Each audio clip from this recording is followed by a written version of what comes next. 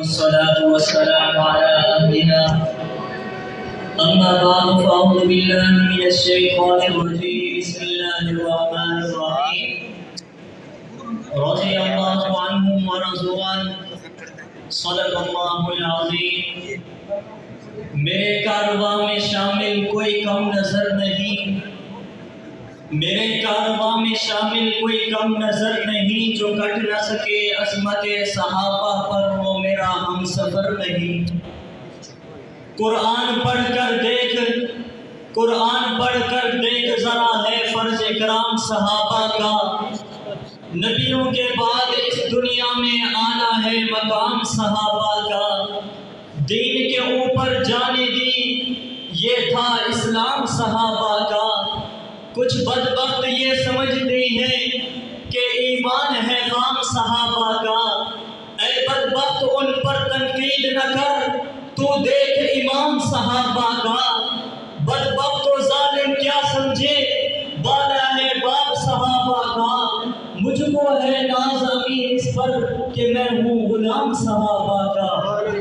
انتہائی واجب الکرام، میرے اساتذہ کرام اور دورہ تربیت المبلغین میں حاضر ہونے والے علماء کرام، آج میں آپ حضرات کے سامنے جس موضوع کو لے کر حاضر ہوا ہوں وہ بڑا ہی اہم، اکرم و اعظم، افضل و اعلیٰ و بالا ہے، جو کہ عظمت صحابہ کے عنوان سے معنون ہے. سامعین قدر، جیسا کہ آپ بخوبی جانتے ہیں کہ وہ لوگ جنہوں نے آپ صلی اللہ علیہ وسلم کی صحبت کو اختیار کیا اور ایمان لے آئے، ایمان کی حالت میں ان کی وفات ہوئی ہے، تو یہ لوگ صحابی رسول ہیں. صحابہ کرام دین کی بنیاد ہیں، صحابہ کرام دین کے اول پھیلانے والے ہیں. یہ وہ مبارک جماعت ہے جن کو خود رب العالمین نے اپنے حضور کی محبت کے لیے چنا ہے، اور صحابہ کرام نے حضور صلی اللہ علیہ وسلم سے بلا واسطہ دین حاصل کیا.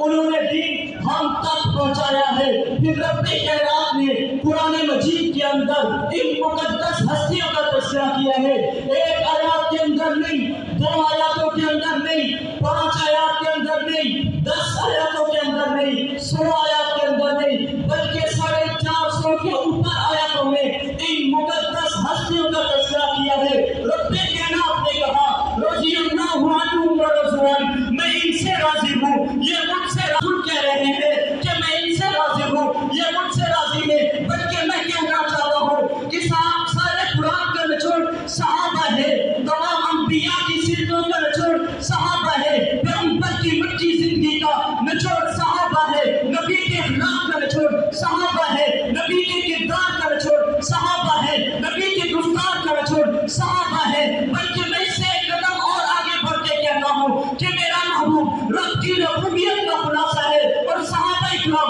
میرے محبوب کی نبوت کا خلاصہ ہے. سامعین محترم، میرے محبوب نے فرمایا کہ جس نے میرے صحابہ سے محبت رکھی، گویا کہ اس نے مجھ سے محبت رکھی ہے. جس نے میرے صحابہ سے بغض رکھا، گویا کہ اس نے مجھ سے بغض رکھا ہے.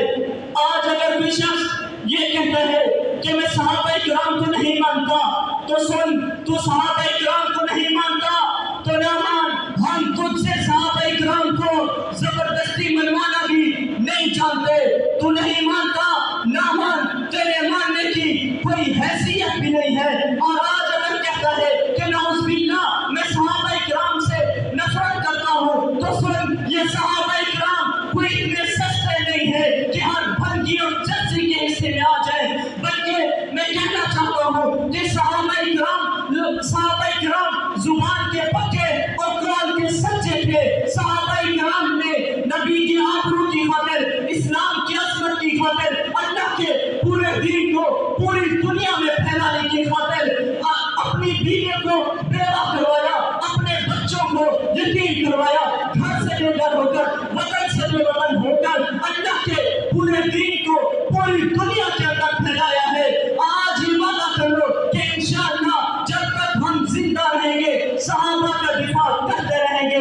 ہمیں معلوم ہے کہ خطرہ احیان بہت ہے، پر کیا کریں، صحابہ سے پیار بہت ہے. وما علینا الا البلاغ.